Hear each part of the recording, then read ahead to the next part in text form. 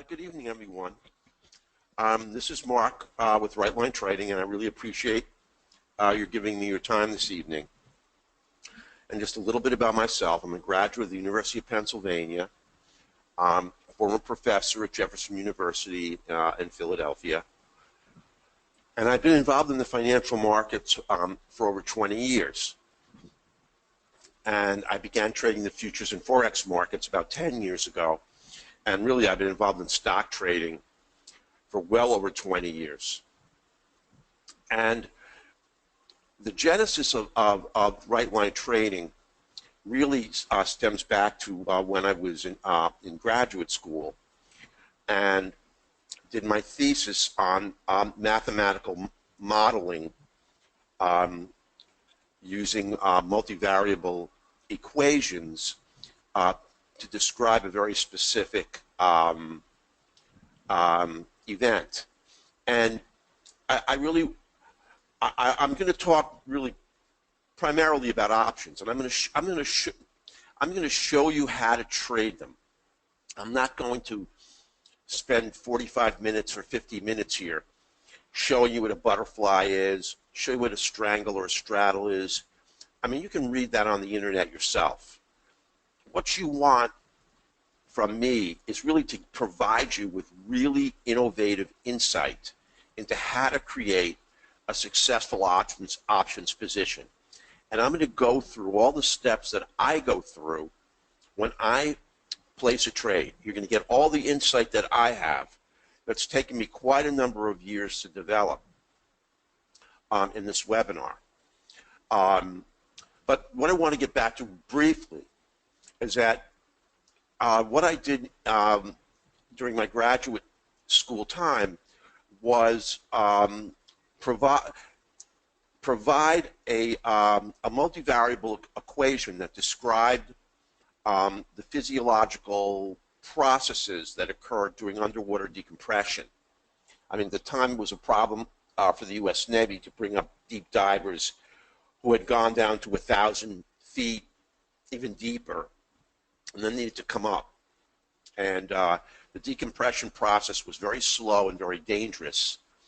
And back in those days, during the ancient days when I was training, computers were just really, I mean, they had no operating systems, and they ran by punch cards. They were fairly primitive, and mathematical modeling was really not done for much. And the problem in this particular area was that it's a very, very dangerous process.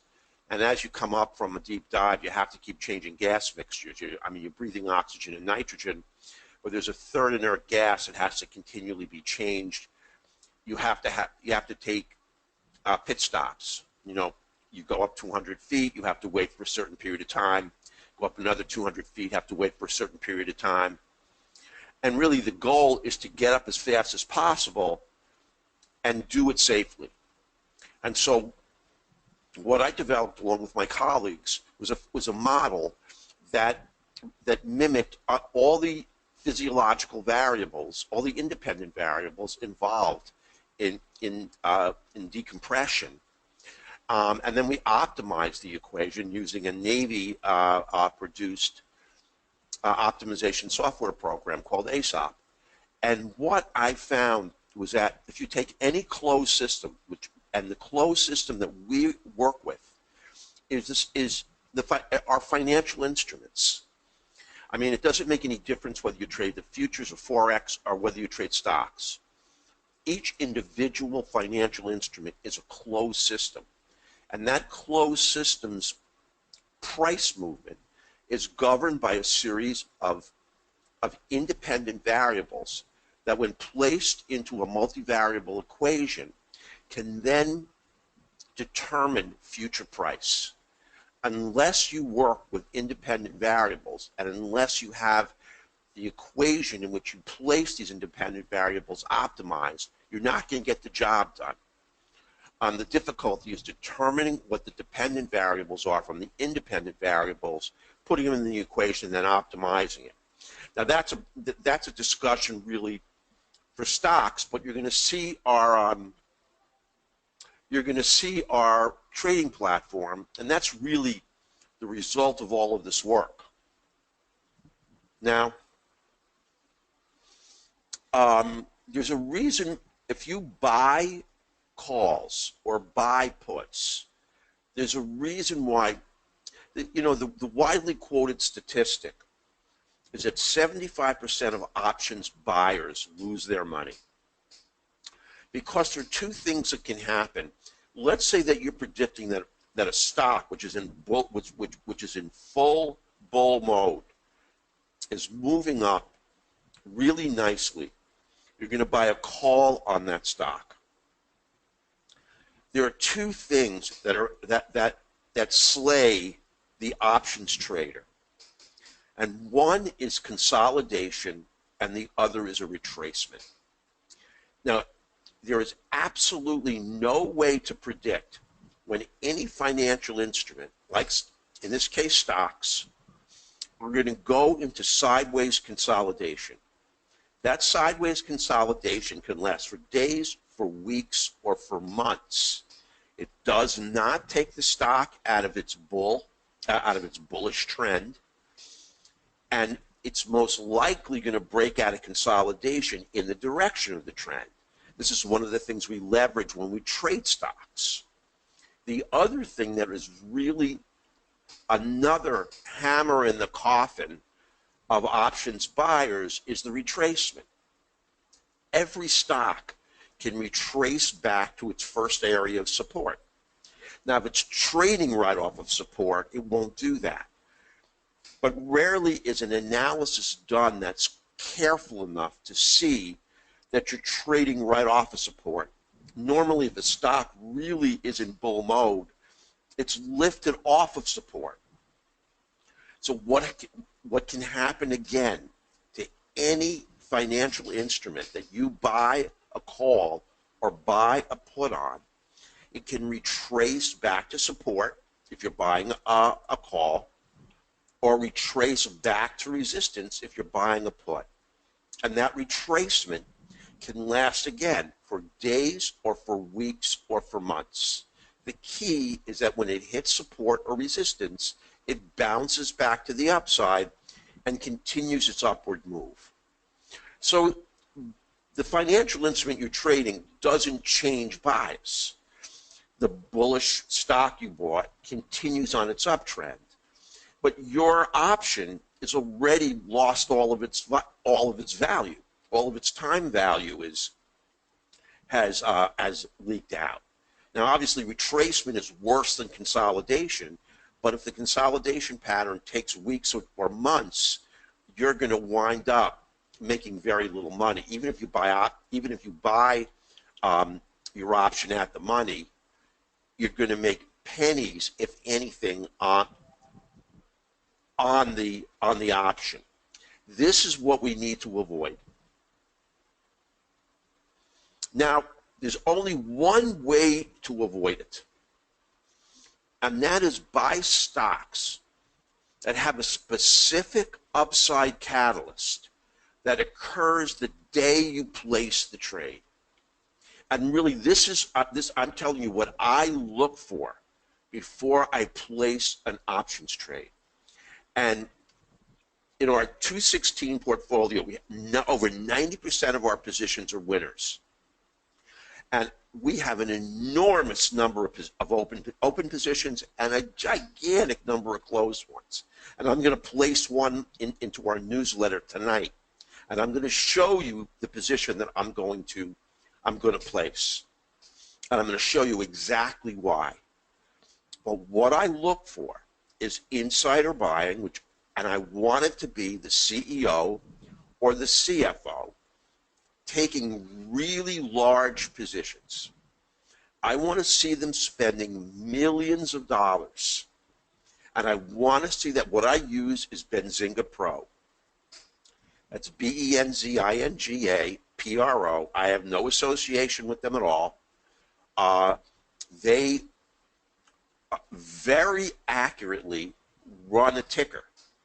And what they do is they show all of the insider buying, I think it's a 14 something form is filed, or what happens even quicker is when an insider creates an options position. You see that almost immediately. And what you do is you follow the money, because everybody else follows the money. And I'm going to give you the catalyst for some of the positions that I've taken, which almost always are winners. And some of our biggest winners right now in the portfolio are options positions that were created right after a real big guy like Carl Icahn or Warren Buffett or some of the other big stock traders, or somebody that we don't know bought 100,000 call positions. Even if they're the weeklies, it still creates, it's still a catalyst for the stock to move. The other are broker upgrades. Now, if the beaten down stock and one broker after the other starts creating upgrades, that's going to move the stock up. Now remember, the underlying instrument and the type of broker upgrade make a difference. If it's a major broker who upgrades, say, from sell to hold, that may not do enough to be a decent catalyst to get the stock going up.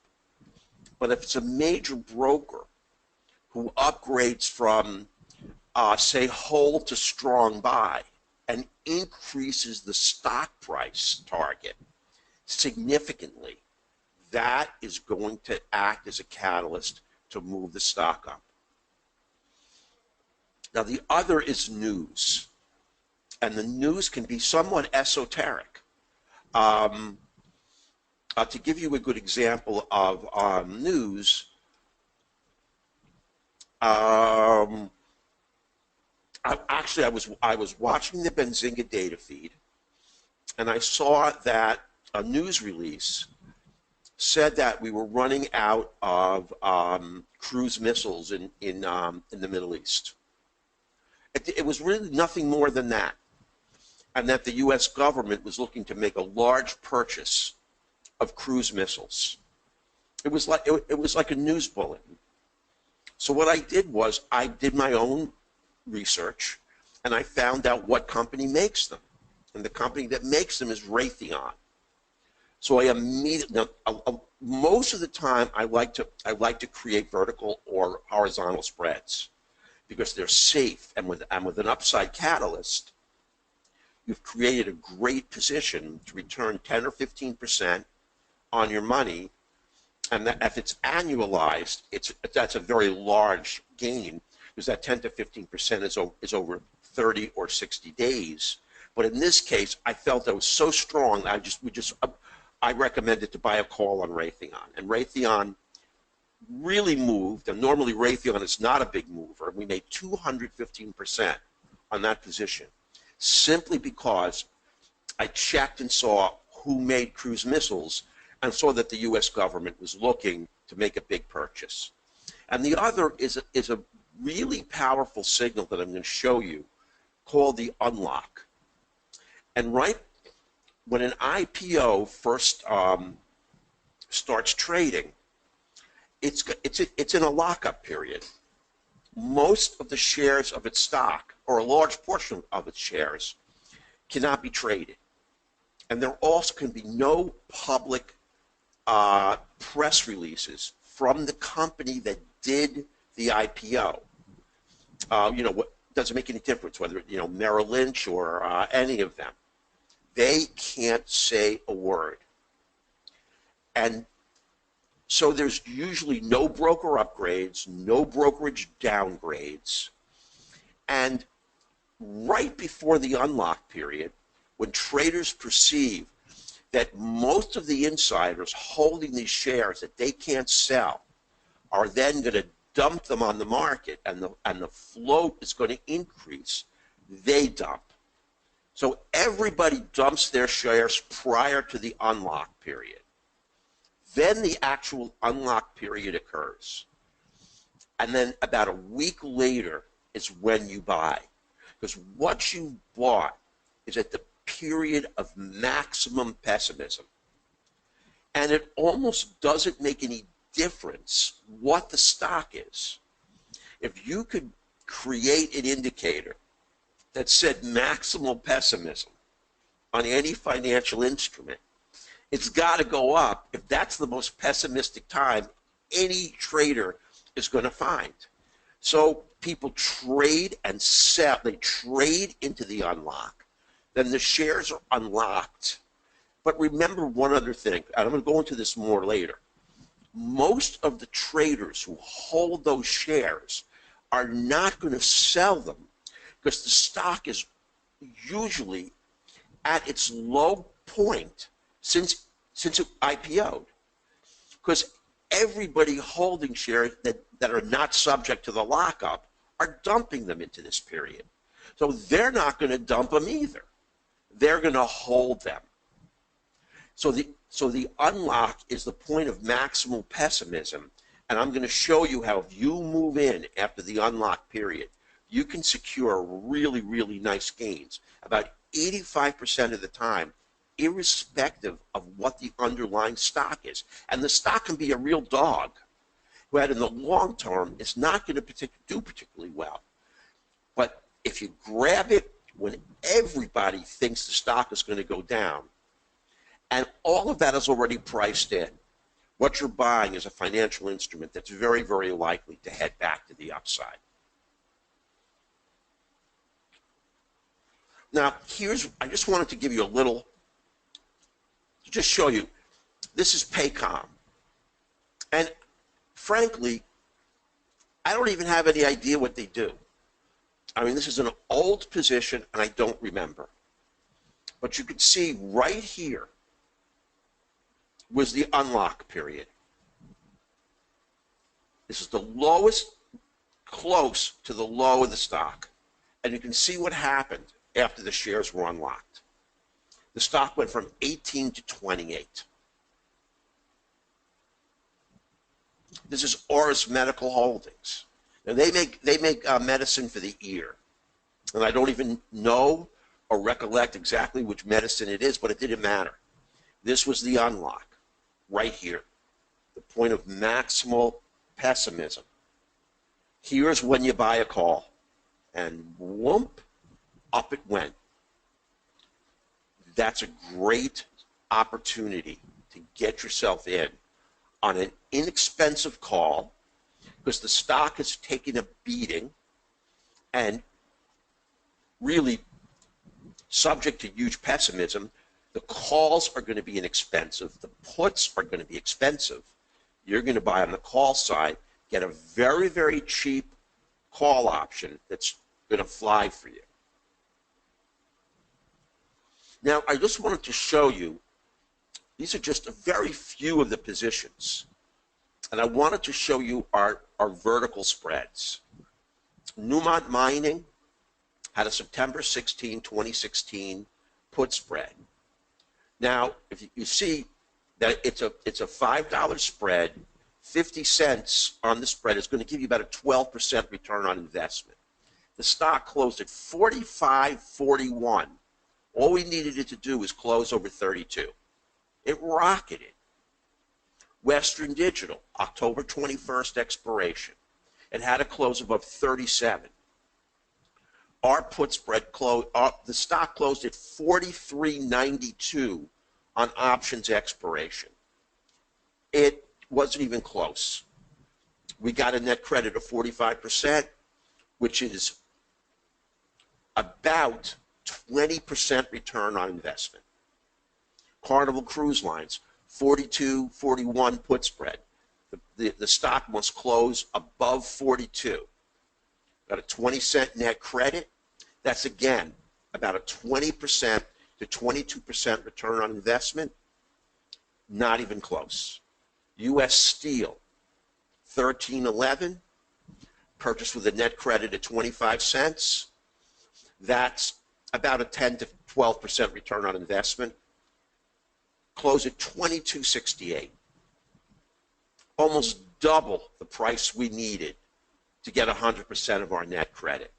Allergan is a stock that I've traded 3 times. 215, 210 put spread with a 65 net credit. This is about a 23 or 24% return on investment. Closed at 252.90.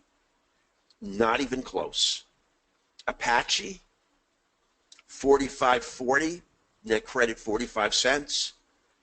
Closed at 54.01. And I'm not cherry picking these. This is the kind of results we get, and I'm going to show you how we get them. Now, Oasis was close because this is when oil was really heading down. This was a 9A put spread, purchased with a net credit of 30 cents.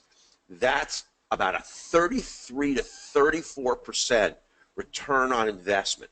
When the central bank is paying 0.25% in interest, and a money market account is yielding about 1% annually, these are put spreads that are bringing in 35% return on investment over 60 days. You annualize these out, and you're making 200 to 300% return on your money per year. And we're not looking to hit home runs. We're just looking to hit safe singles and doubles. And then when you compound them, you wind up with a really, really nice return. Now, Square was our unlock. Now, we bought the $12 calls, and when I put this in, the Square hadn't matured yet. It was at 11.35 and in the dumps. Square went to $12.85. So it rocketed through the strike price and was up 35%.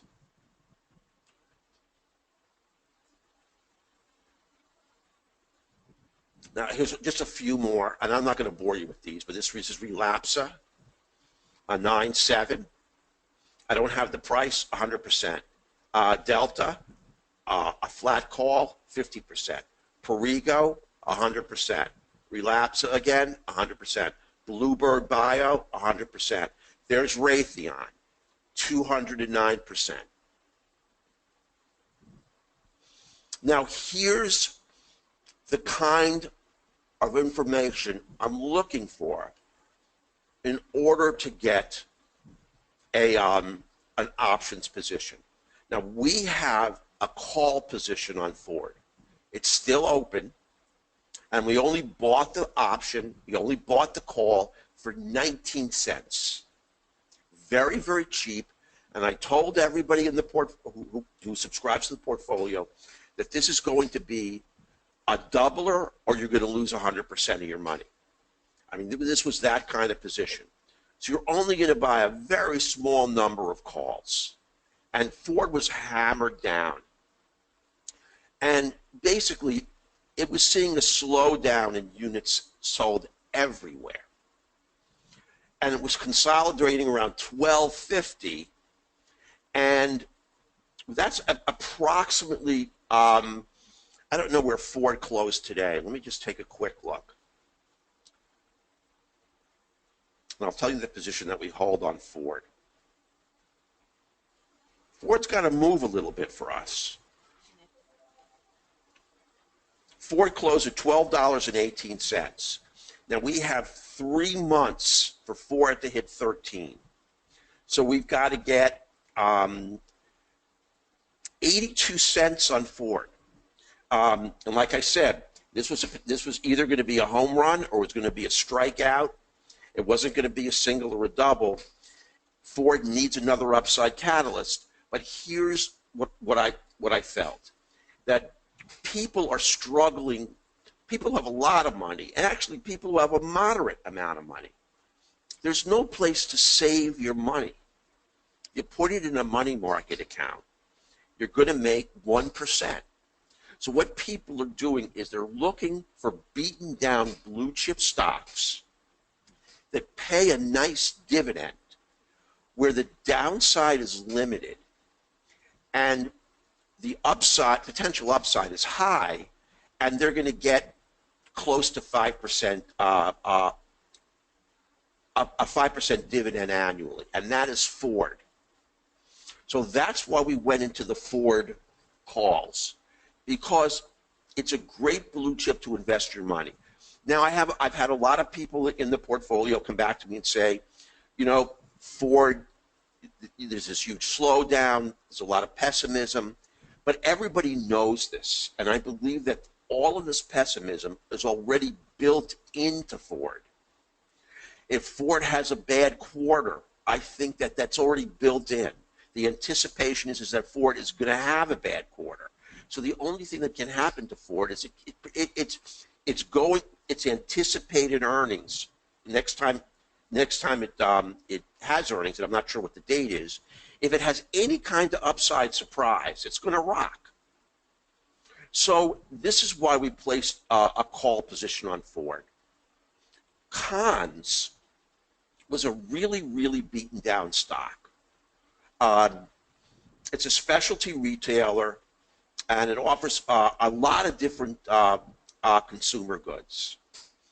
And what I really liked about it was, and here's another thing to look for, when a huge company like Zacks smashes the stock and it doesn't go down, you know, because I watch the stock, when it goes on my radar screen, and every night I run my ticker, and Zacks described it as one of 5 toxic stocks to get out of your portfolio. And the stock had fallen from 80 to 7. And when Zacks came out with that announcement, the stock didn't budge. So my assessment is that Cons was in the hands of strong, they were strong hands. It was in the portfolio of mutual funds, and it was in long-term, the hands of long-term buyers who had faith, and they didn't care that Zacks said dump the stock because it's a toxic stock. And it's a widely followed and respected, and Zacks, like I said, is widely followed and respected. So I felt that it hit a bottom, and then I waited for an upgrade. Oh, in this case, I remember Stevens Inc., an Arkansas investment firm, purchased 1 million shares of the stock. And I waited to see how the stock moved that week. And it kind of languished and held. But then I went in and I created a put spread. And Cons is now trading at $11.67. The position is already closed. We received an enormous premium because Con was already a beaten down entity and it really had very pricey options. So the put spread, I believe it yielded about 25% return on investment. Very, very high for a stock that's only $7. So we did great with Cons because really, and it had already been beaten to death. And as soon as someone with big money moved in and bought 1 million shares, we moved in right afterwards. And that's what we're looking for. We're looking for a thesis by which to create either a call position or a vertical spread or a horizontal spread that's going to give the company upside movement without worrying about a retracement or a period of consolidation. What we're taking the stock out of is a deep retracement. In the case of Cons, it had gone down from 80 to 7. You know, Ford was languishing and consolidating around 1250, and since then it's actually broken that and is trading lower. But we want to take stocks that are trading at a consolidation or after a huge pullback, even a breakdown. We don't, it's not my bent to trade high flyers because then they can go into consolidation and they can go into a retracement. And there's no way to predict that. Now, I already told you, okay, we got a 25%. That's a 27% return on investment. And the stock closed at $6.82, and all we needed it to do was close at 6. And we made 27% return on our money. And we had a 14% downside cushion on this position. We sold the 6s and we bought the 5s. And that created a net credit of 25 cents. I always put in the limit price that you want to get on your net credit. We never buy positions at market. I'm telling you, the market makers kill you on the bid and ask at both ends. And they'll give you the worst price and give you the worst credit, net credit that you can possibly get.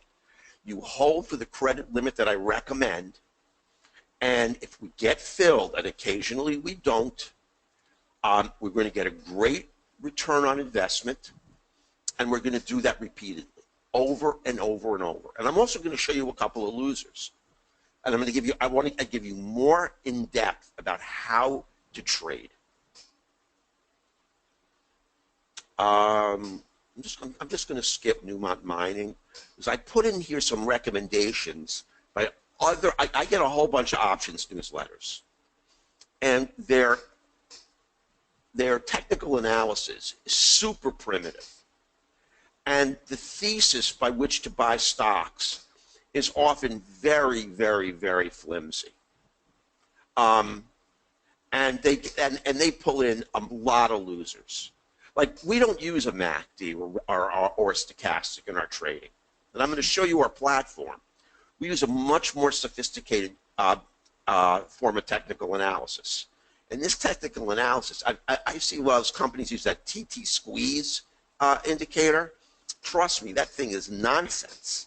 It tells you where the stock has been, but it doesn't tell you where the stock is going. Now, Nordic Tanker was a big loser. Newmont Mining was a big loser, but we currently hold GOLD, and we've almost milked the thing for its entire net credit. And this was Nordic Tanker based on our analysis. Here's where they bought the call. The position was in a bearish position, and when it was sold, it hit its stop. Because there's no way to buy a position when it's all the way down below the 50, below the 15, and the only thing you can do is head lower. So the technicals were wrong on it, the thesis was wrong on it, and the stocks hit the stop at 20 cents, and they were purchased at 45 cents. So it was about a 60% loser. Now, this was a thesis that I liked. Only I bought a spread that there was a devaluation of the yuan, and when you make goods overseas in Japan and China, and the yuan's devalued, when you sell, it helps you significantly. Then when you sell them over here, it helps you again. So so I felt it was a decent catalyst for American Eagle Outfitters, and American Eagle Outfitters went nowhere. Here's the technical analysis they provided. But here's the technical analysis I found, and AEO did shoot up, but then it just collapsed. It was never really a great position to begin with, and the technical analysis is really key. And you see the price at expiration, it was 100% loser. Now, much more importantly than creating that kind of an economic thesis is just look for huge purchases. Look for brokerage upgrades. Look for something much simpler and much more fundamental to the stock. The other one, which I didn't follow, and I almost never take a position that's taken by these really expensive options newsletters, is Nike. They recommended to buy a ton of puts on it because it was caught up in that FIFA scandal. Well, Nike did nothing but go straight up. Here's the very primitive technical analysis. And here's where Nike was purchased, and here's where it expired. All the way up here. Now, once it broke above the 50 and the 15, get out of the position. They held those puts and held those puts until they, I can't remember if they stopped out. I didn't take the position. I can't remember if they stopped out at worthless or they hit a stop. Either way, they expired way out of the money.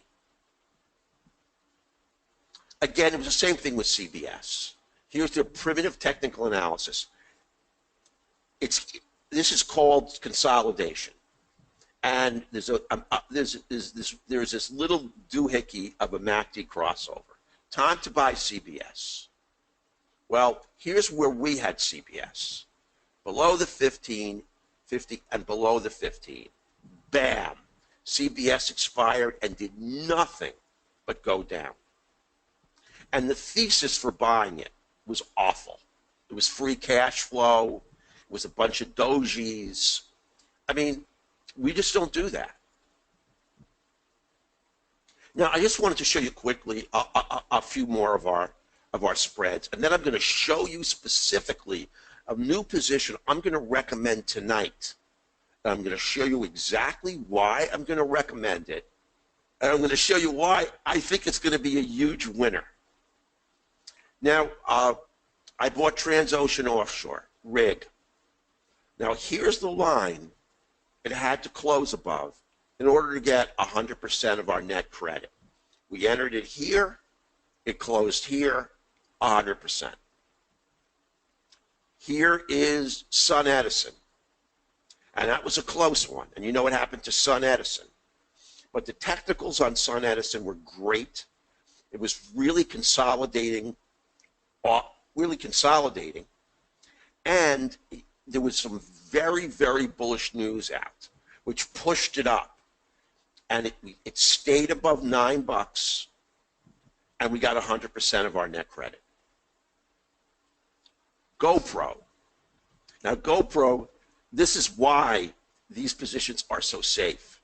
GoPro only moved against us, but then went into consolidation and closed above our critical $25 level to give us 100% of our net credit. Here's Alcoa. I love that position. It went all the way up and really scared the heck out of me because it fell below. But then it was brokerage upgraded and it closed above to give us 100% of our net credit. Here's Chicago Bridge and Iron. It gapped up. I figured it was going to run. It had tremendous bullish news. This is where everybody put in calls. There were huge call purchases here. And what happened? The stock simply retraced, filled the gap, but didn't come down low enough to 40, and we made 100% of our net credit. Walt Disney, and this is one of our losers. And this was a significant loser. Now, we had Walt Disney trading at 112 on options expiration day. And then some nincompoop with a very big broke. Now, the reason I bought Disney was because of the release of Star Wars. Star Wars was supposed to bring Disney $1 billion in revenue, and it's going to do that. And simply that news alone was enough to catalyze the stock. But you can see it then had trouble trading above 110. And if this position is going to fall significantly, we have to repair it. And I've never had to repair a position, ever. The only problem is when you get a major brokerage downgrade on the day of options expiration. And I really feel that that's a manipulative deal. And I can't remember the name of the company that did it, but they downgraded it. It was trading at 112, and we needed 110. And there was no way it was going to close below 110, but they hammered it. It released the downgrade at around 7:30 in the morning, and it traded as low as 105, but it never got back to 110. And we took a nice loss on that. There was no way to repair it because it happened on the day of expiration. Now, a single loss And I want to tell you up front, a single loss on a vertical is going to cost you 3 winners. That's why you need to run about 90% in order to make a nice profit. Because if you have a 25% upside, you have a 75% downside. So you can potentially lose a lot more money than you win. And in fact, if you have a 25% upside and you lose 75%, you got to make 3 25% losers to make up for it. But we more than do. And we don't have losers very often. Now, here's another list. We have, this was 216, 15 positions. We have 12 winners and 3 losers. Micron, Rio Tinto, Chicago Bridge and Iron, Marriott. I bought Rio Tinto again, PayPal, Holex, Smith & Wesson, Gold, Opco Kinetics, which I really like. Now, Gold gave us an 83% loss. JetBlue, GoPro, Estee Lauder, Delta Airlines, and then Amazon hurt us. This is when Amazon collapsed. And this is really a 2015 position. So I just want to talk a little bit more about that 90-day lockup period. It's easy to find what stocks are going to be undergo the unlock. And I showed you Paycom. And it has a 90-day lockout cycle. And basically, I'm not going to go into much more detail than I already did. I don't want to bore anybody. Bottom line is, you know the point of maximal pessimism. And here's Paycom after the lockup. 21 days after the lockup was up 18%. 2 weeks, it was up 68%. 45 days, it was up 91%. That's the kind of power of buying a call right after the unlock period. And here's another one. It's Fibro Animal Health. Here's the unlock. It started on October 9, 2014. 22 days later, it was up 16. 2 weeks, it was up 27%. 60 days, it was up 47%. Now, this is the stock, not the option. So the option is going to be up a huge amount. And when a company goes through the initial IPO, no one can talk about it. Once the lockup period is over, you know that the talking heads are going to go on MSNBC, Fox, Bloomberg, talk the stock up because it's their IPO. They want that stock to work and perform really well because it's their reputation on the line. And these brokers are going to go in there and yak this stock to death. And it's already at its nadir in terms of maximal pessimism. Now they're doing press releases, all kinds of stuff to hype the stock.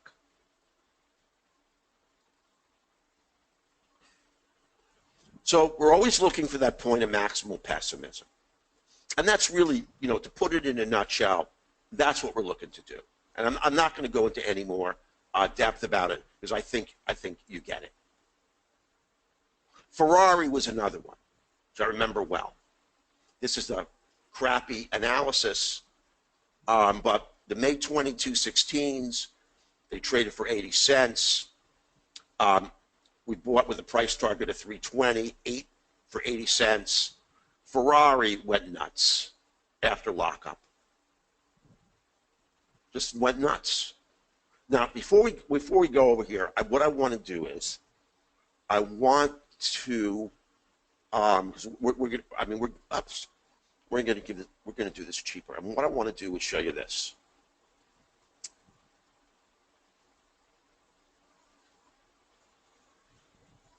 Now, let me open the information, and I'm going to give you the position that we're going to get tonight. And I believe it's a monstrous winner. Now, you got to hold on 1 second, okay?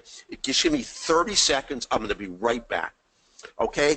30 seconds.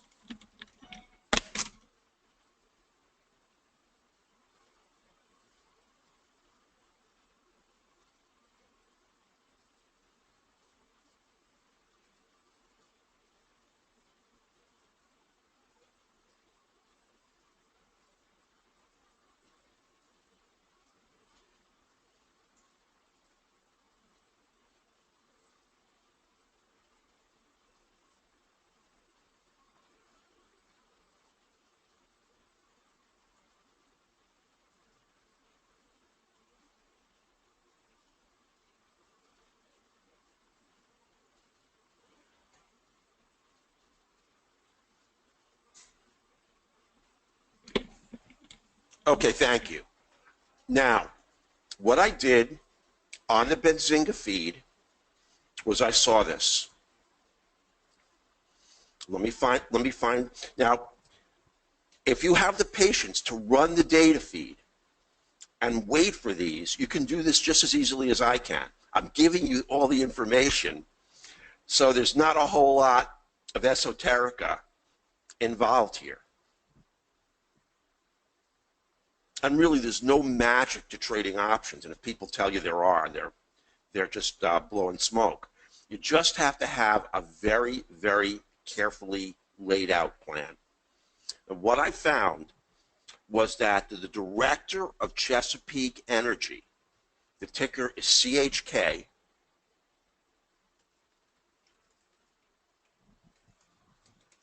he bought 1 million shares of the company.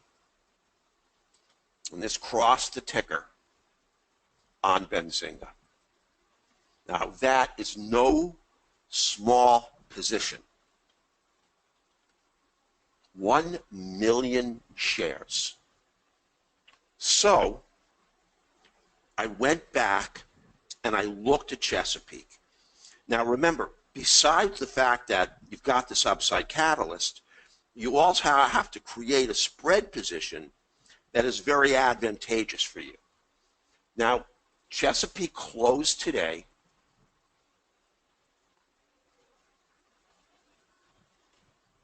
Now, we're going to create a spread tonight at $6.87. And it was up 13 cents. So it didn't rocket on the news, but I'm telling you, that's information that people don't get right away. I mean, it'll start getting printed up and posted to Chesapeake tomorrow. And it's going to act as a bottom for Chesapeake. And remember, when you create a vertical spread, you don't care if a put spread, you don't care if the stock goes down a little bit. You're still going to get 100% of your net credit.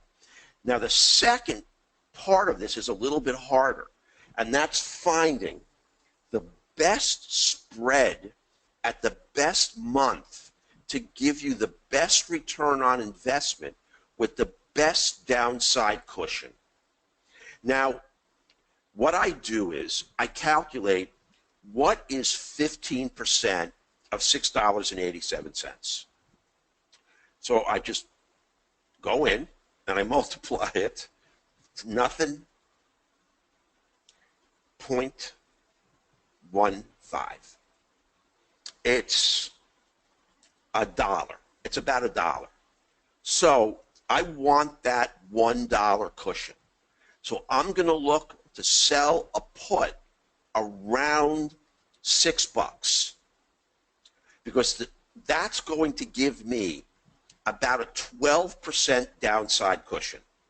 Because the put that I sell is the put where the stock has to close above. I want 15 on this particular position. I'll take a little bit less. I'll take 12, about 12% here. And then, so I know the price I want to sell the put at. Now I've got to figure out the price I want to buy it at. On Chesapeake, it's only a $6 stock. So it's going to be $1 less. So you're going to sell a $6 put.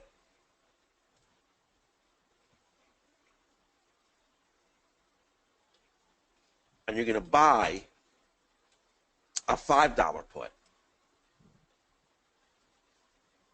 And that's going to put you at a maximum loss of $100 per spread. Actually less than that, depending upon how much money you can milk out of the credit. So then I just look at the put price of the $6, October, November, December, understanding that the further out I go, the bigger the net credit I'm going to get, but also taking into account the fact that I'm going to take the largest amount of risk. So what I found was that the November 18, and this really, there's no formula here. This is just all, you have to grind it out. But I'll tell you, after a while, you just get used to it and you get a feel for it. Now, the November 18 options expiration is going to give you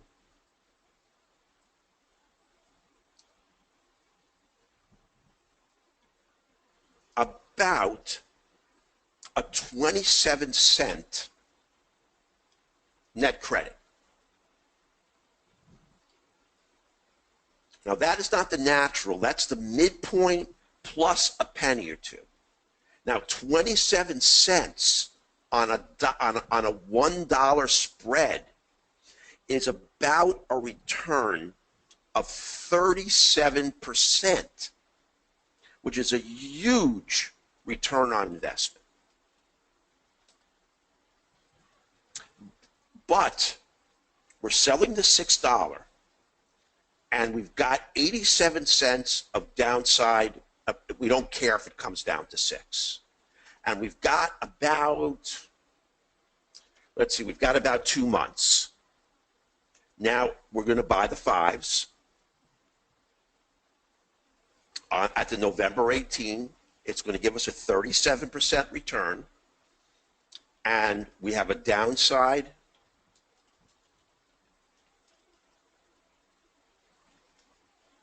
whoops, sorry here.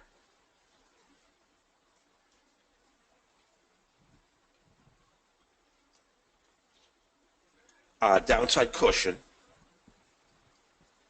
of about, I don't have it calculated, about 12%. So the stock can fall 12%, and we don't care. This is the kind of position that we want to take. Now, we started out with a maximum loss of $100, but we're going to make 27 cents on the spread. I'm sorry, it's not 20, I think it's 37 cents. Let me just go back and check my calculations here. No, it's 27 cents.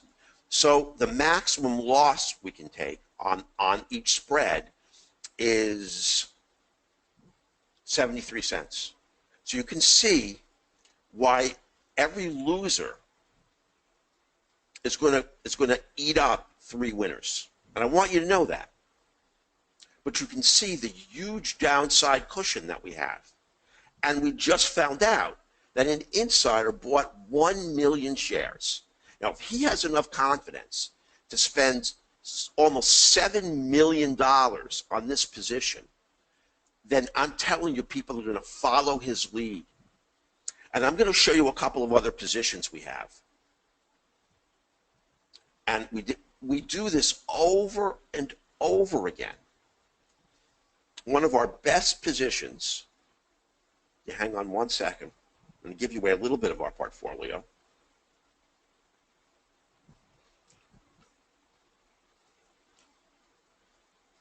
Now this is a stock. This is a trade I missed. I wanted to get a little bit of pullback on the net credit, and the stock just shot out of a cannon. And it was Phillips 66. And the reason I picked it was because not only was it in bull mode, but Warren Buffett bought 10% of the company.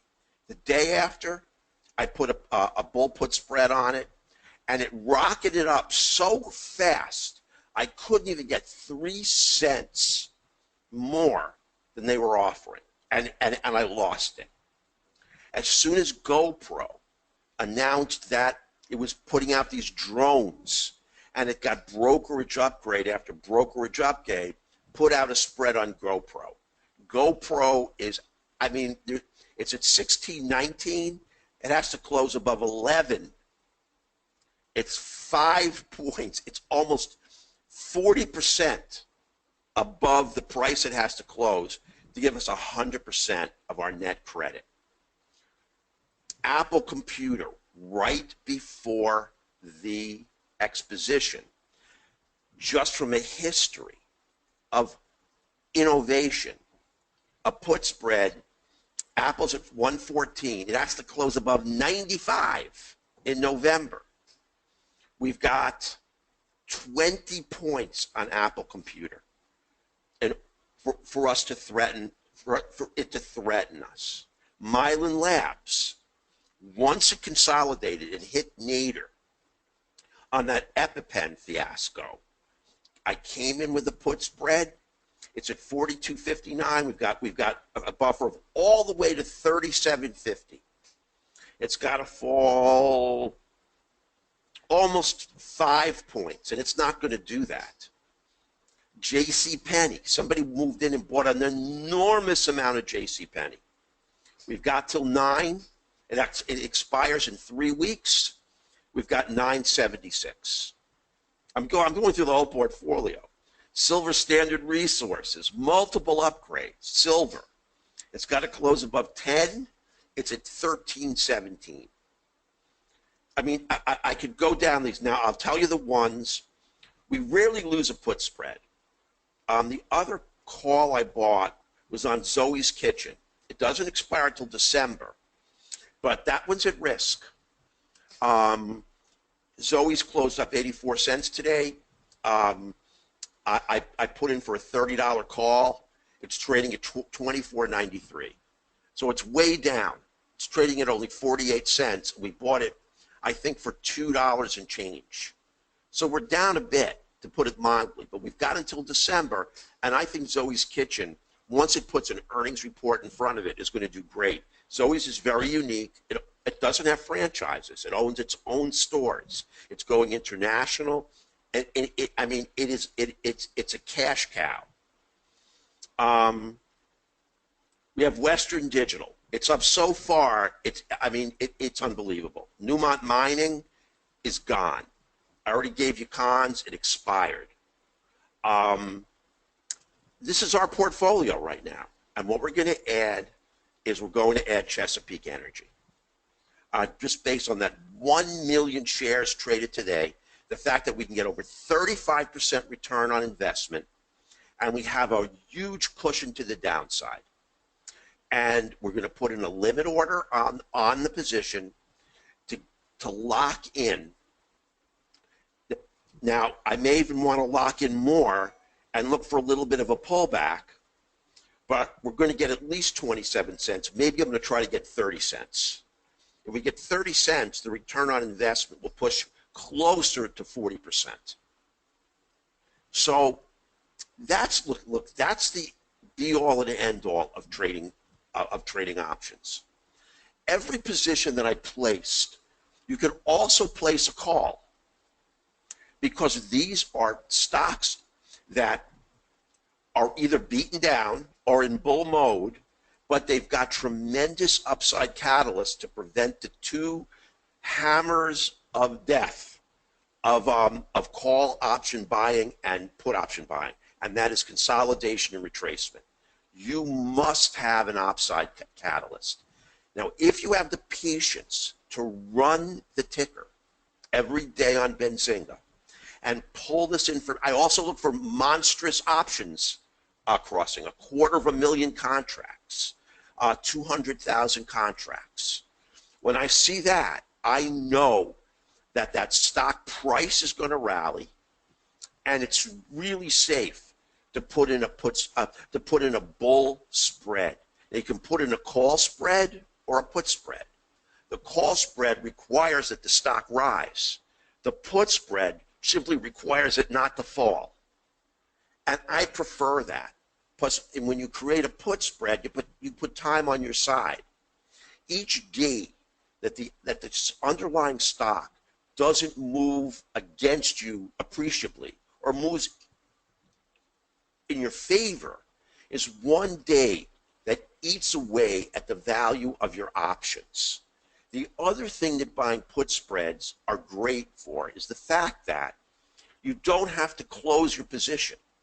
If you have a winner, you let the winner expire, so you don't ever have to pay the other half of the leg of your commissions, which is closing the position. That's really a significant plus. So the two significant pluses that I like over a put spread, a put bull versus a call bull is, one, I close this position, I avoid the additional options cost. Two, I've got time on my side, which I love having time on my side. And sometimes, You know, people always ask me, if we're up 90% on the position early, should I buy it back and close the position, take the hit on the commissions? And my answer is only if your net equity is, if your equity in your portfolio is squeezed.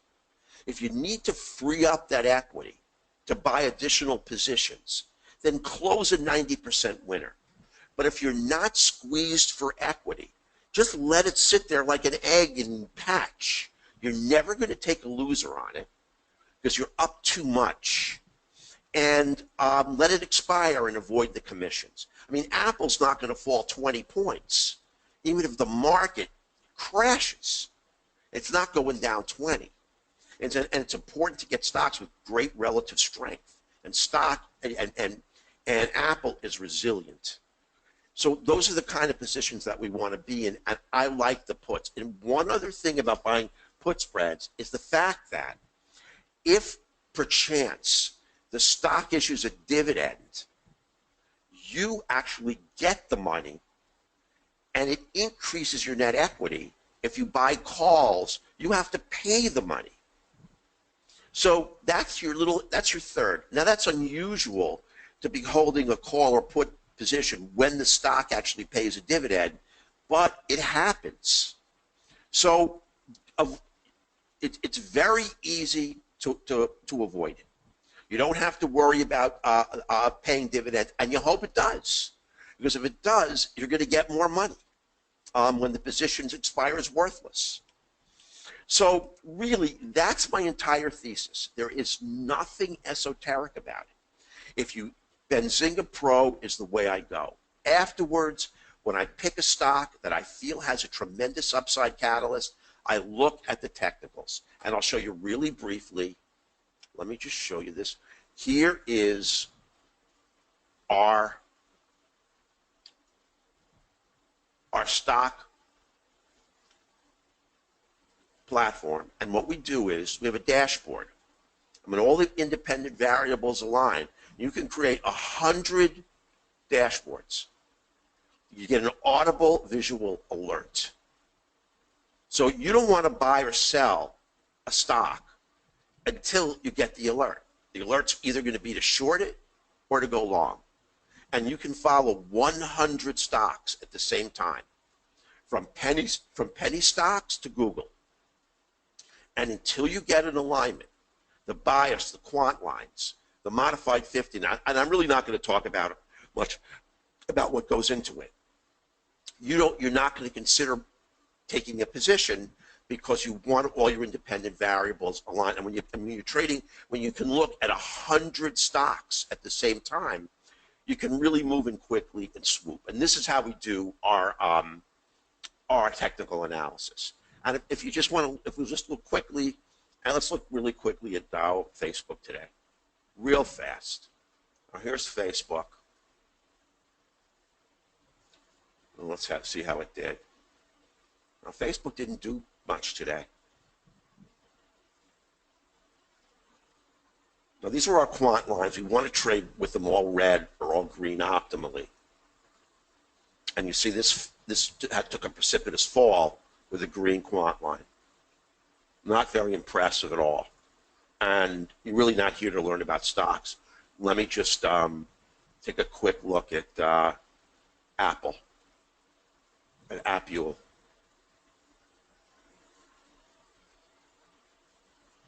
Not much to trade on Apple either. I got to tell you. Now there's a potential entry right here on the C candle. See that green dot? That's the entry. We get it. You would get nice money on Apple there, but there's not many other trades on Apple either. So I'm not going to go through all of these, but this is what we use to trade stocks. So I hope you really get a good feel for how the portfolio works. I would say about 90% of our vertical spreads are winners. When we take a more aggressive position, I always tell you, this is a more aggressive position. Ford is a major aggressive position. If Ford closes above 13, we're going to make an enormous amount of money. If it doesn't, we're going to lose a small amount of money. So I'm going to appraise you of the risk. Zoe's Kitchen was also a risky play. If you want to stand down from those risky positions or take one or two positions, that's fine. Anytime you buy a call or buy a put, it's going to be risky. I'll tell you one that I lost, and then I'm going to close. It was GNRC. And actually, it tortured me because I read an article in Benzinga. And the article was talking about, and I'm telling you, if you just have the patience to read in there, everything is there to trade. GNRC makes generators that are in hurricanes, for hurricanes. And GNRC skyrocketed when that last hurricane just missed Florida and was moving up the eastern seaboard and was supposed to do a ton of GNRC and was supposed to do a ton of damage up the Atlantic coast, you know, from South Carolina all the way to Maine, through Massachusetts. Everybody went out and bought a portable generator. And GNRC made a geometric rise in price. And then the hurricane missed. And I knew that GNRC was going to take a major dive. And I recommended a call. But I'm always in this to try to get another 10 cents or another 5 cents. And that small amount of money that I wanted to extract in addition between the bid and the ask cost us the whole position. And GNRC dropped 15% in about 5 or 6 days. And we would have made 100, 150% on our money. But just because I was trying to get a little bit of a pull up to make the put cheaper to buy, I let the whole position go past us. And the same thing happened with Aetna. I don't know what I did to the desktop. Hold on a second. Here we go. One sec. With Aetna, I tried to be really cagey with Aetna, and I tried to get extract additional profit on our net credit, and Aetna just never looked back, and it's left us in the dust. But I get all the other positions on pullbacks, so the few that we lose in balance, it's worth it. But AET, Aetna, was one of my really, really nice positions that I really loved. And so was United Healthcare, UNH. And they've both, all three of these, has just run away. No way to get them. So that's really the bottom line. What the major thing that drives options is fundamental analysis. Remember, you're holding the position for a very, very short period of time. And technical analysis is never going to rescue you from the dreaded retracement and consolidation. What you need is the upside catalyst if you're going on a bull put, or a downside catalyst if you're going for a bear put. And I rarely place a downside because what happens right now is I love to see the beaten down stocks, like today with Chesapeake. Have somebody come in and buy 1 million shares of Chesapeake. You can track that and see, because we're going to buy a spread on Chesapeake. And I think we've got a great shot at getting 100% net credit, and that's why we're going to enter it. So that's really the be-all and end-all. Now, normally, the price of a month, if I can ever get these slides right, we're going to give you a discount. And I believe that you're going to make this back 10 times over in 1 month. But that's me. I'm obviously a little biased. So normally $129 a month. We're going to do it for $79 a month. And if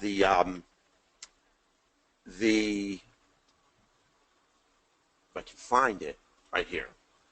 And we're also going to give you a yearly that's really cheap. So for $79, I think I'm gonna be able to hand you a lot of winners. And I already showed you how I take my picks. And if you go in and look at the position and do your own due diligence, you're going to see usually very clearly, if you look at the news, what's happened. I mean, like, I don't think they've posted that 1 million share purchase on Chesapeake yet under Chesapeake. And it may not appear for a while because Benzinga is a pretty fast data feed. When it happened, when a quarter million options cross, you're not going to see that posted at all. Maybe you will, maybe you won't under the stock. But it's the Benzinga feed that gives me the information. And it's $80 a month if you're interested, and I don't have any association with Benzinga. What I just wanted to do was to tell you how I choose them and not make it an esoteric process, not bring in implied volatility, actual volatility. What's important is I look at open interest, I look at volume. I don't want to create a spread that doesn't have liquidity. It's tough to get in and tough to get out. That's important. And because it's a put spread, we don't care that much about the delta. We don't care that much about volatility. What we care about is we've got the upside catalyst. It's going to buffet the price of the underlying stock, and our option is going to trade above our bottom line and give us a nice cushion for the whole life we hold the option, the spread. We don't have to worry. And just remember one thing: if for some reason the stock does threaten our price, we can always buy a put for each spread that you hold. Now, I know the best strike and the best month to give us insurance. So if it doesn't happen at the day of options expiration, we can always cover ourselves and repair the position.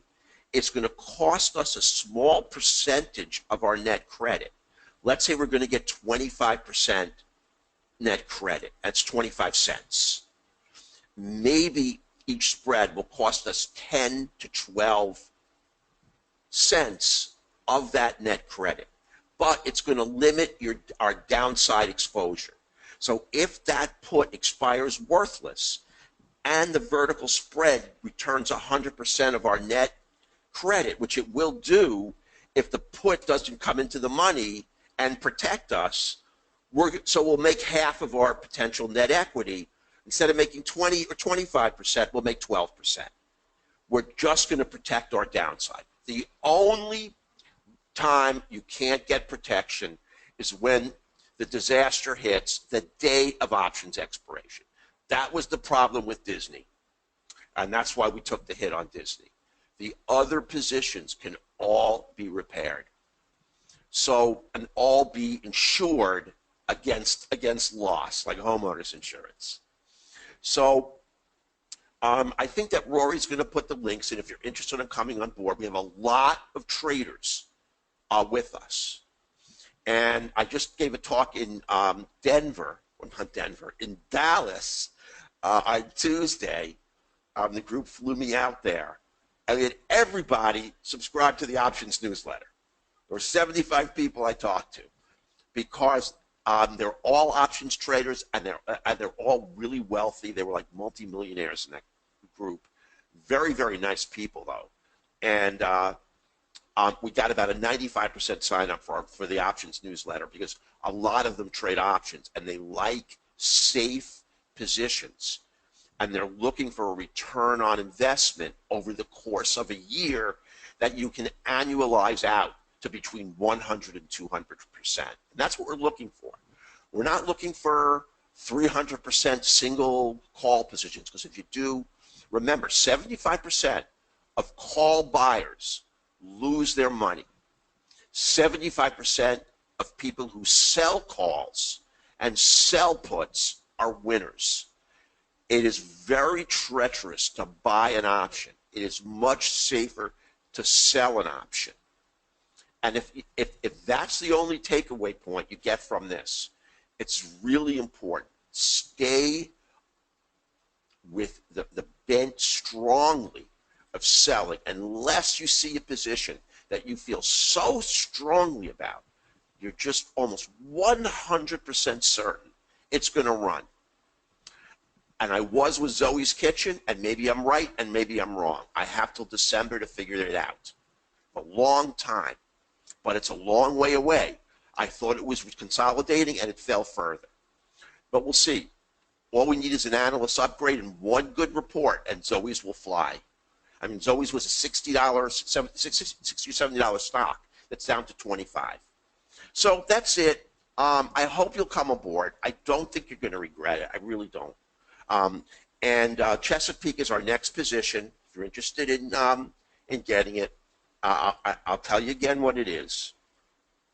And if you're interested in creating a vertical spread, what you're going to do, and I'll tell you again, on Chesapeake, and I'm going to send this out tonight to all our option subscribers, is we're going to sell the November 18 $6 puts.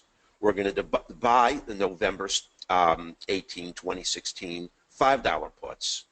We're going to look for a net credit. I'm probably going to put in a net credit of 30 cents. I'm going to look for $3. I'm going to look for a little bit of pullback. Right now, the midpoint's 27 cents. I'm going to try to get it at 30. And if we get it at 30, it's going to give us a return on investment of over 30%, which is a great position. And it's going to give us a nice downside cushion.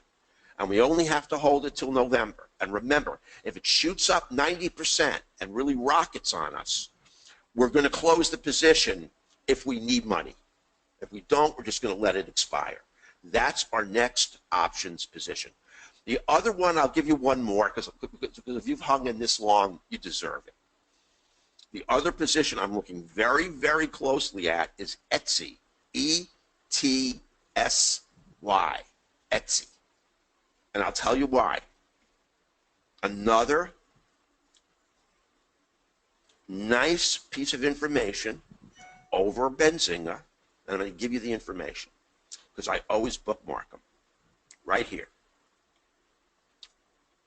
Analysts upgraded Etsy to buy from neutral. And the December sell the 1250, buy the 10s on Etsy give you a really big net credit. It's a 19% return. We're going to go for a 40-cent net credit. That's about a 20% return, and the stock has to fall about 13% to give us any heartache. And Etsy hasn't seen a price as low as it has to fall for many, many, many months. So I also like Etsy. Do I know a lot about Etsy? I don't, and I don't really care. All I care about is that it just got a major brokerage upgrade.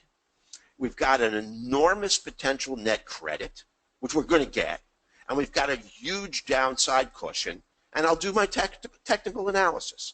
I've got the fundamental analysis I need, and I'm going to do the technical analysis I require. If the technical analysis works, I'm going to throw it out there as a recommendation. On Chesapeake, it does.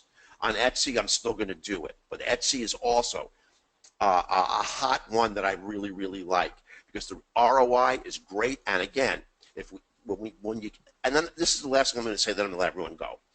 If you get a big return on investment, it decreases your potential loss on the trade, because you don't start to lose until you lose that net credit. So if the spread between the put you sell and the put you buy is $1, and your potential loss is $100, if you get a 30 or 40% net credit, now the most you can lose is $60 or $70 on the spread, and we're going to repair it at a cheaper price. So the put that we need to buy to hold it in case it threatens us is going to be so cheap that we're still going to walk away with a nice net credit, even though we won't get 100%. So that's it. I hope everybody learned something. I mean, I'm not like I said, I'm not doing how to place a butterfly, and that's all information you can get. I mean, and that's what I see the webinars are on, how to do complicated options positions. And remember, the more complicated it is, the harder it is to get in and the harder it is to get out. Every time you got one bid and ask, we have two bids and ask. When you have three, and then you have four, every time you have an additional leg to the options position, it gets tougher and tougher to get out. And you have to give away more and more of your profit or take a bigger and bigger loss to get it out of the position. So you want to keep your position simple. And that's why I really like the verticals. Now, I haven't taken a horizontal in a while, but horizontals are also really, really good. I didn't want to go into them today, so I didn't want to confuse you. The verticals work great. Hold on one second. Let me put the buy links in, and then I'm gonna leave. Hold on one second.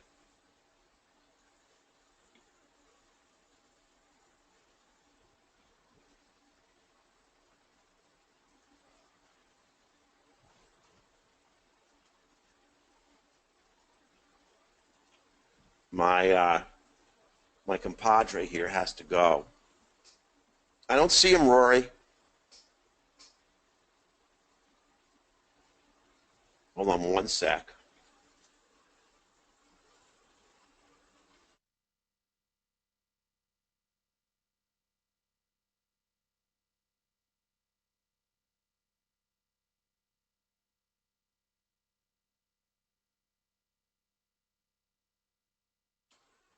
Well, I don't see any links. What we're going to do then, I mean, we're going to send out an email, and the email will have the buy links in there. So don't go to the website, because the website's going to be $129, and this is a discount, and we also discount the yearly subscription. And let me tell you something, if you really don't like it after 2 or 3 weeks, just call us up. We'll give you a refund. We just don't have people who don't like the newsletter. And if you want us to put it in writing, just say so. I believe you'll be very, very satisfied with this. It's going to make you money. It's a very conservative approach, and we don't take any risks that we don't have to. All right, everyone, have a great, great evening, and I hope to see you on board. If you join right away, you'll see the Chesapeake one, and at the right time, I'm going to go in with Etsy. So and every time we get a potential, we're going to go in and get it. And they come, and they come, and they come. So, I'll just tell you one last thing without talking you to death. I diversify the portfolio. We have one stock right now in gold. We have one in silver. We have one in I'm gonna space out. But what I try to do is create a position in each sector, and not laden it down with all tech. Tech gives you the most volatility and the biggest net credit. But if tech lays an egg, you don't want all your positions to go. That's why we have healthcare. That's why we have biotech like Mylan. That's why we have the restaurant sector like Zoe's. That's why we have automotive like Ford. I look very carefully to spread the risk among different sectors. Now, this position, Chesapeake, is energy, and we don't have an energy position. And that's another reason why I like it. It's going to further diversify our portfolio. So everyone, have a great, great evening. You have to wait for the email. It'll come very, very early tomorrow morning. And if you'd like to come in and check out the newsletter, and we'll give you we'll put it in writing that if you don't like, in the first 30 days, if you don't like it, just write us, and it'll be in writing on your receipt. If you don't like it, just email us, and we'll give you your money back. So everybody have a great night, and I hope to see you on our newsletter. And And I'll just tell you one more thing. I take every position myself that I recommend, and I put it on the newsletter as a full disclaimer. I don't want anyone to think that I entered, and I also don't want anyone to think I entered them first. I enter them the same evening I recommend them. They're open positions when I recommend them, because I don't know if it's legal to get in ahead. So I go in at the same price I recommend to everyone. So I'm in the same boat as everyone in that portfolio, and we are doing exceedingly well. The only position I feel threatened on is Ford, but at 19 cents a call, it's a very tiny pull down, but we'll see. Ford may make it. All right, have a great evening, and I wish you the best of luck no matter what you do. Everybody take care. Bye-bye. Just let me see really quickly if there are any questions. I'm sorry. All right, there are. Hold on a minute.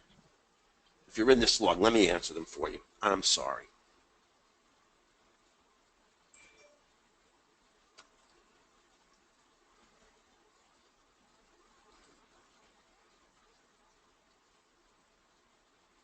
Okay, hold on.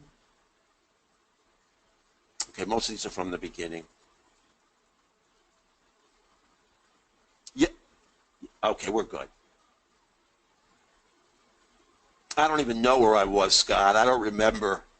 Okay, all right. Well, I hope everyone's good. Thank you for coming. Any questions, just give us a call.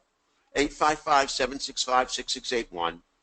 No problem, and we will offer you a 100% money-back guarantee on your receipt for the whole month. If on the 30th day you don't like it, we'll give you your money back. So you have no risk with this newsletter. None. Even if you paper trade it and don't like the paper trades, we'll give you your money back. Take care and have a great night. So long.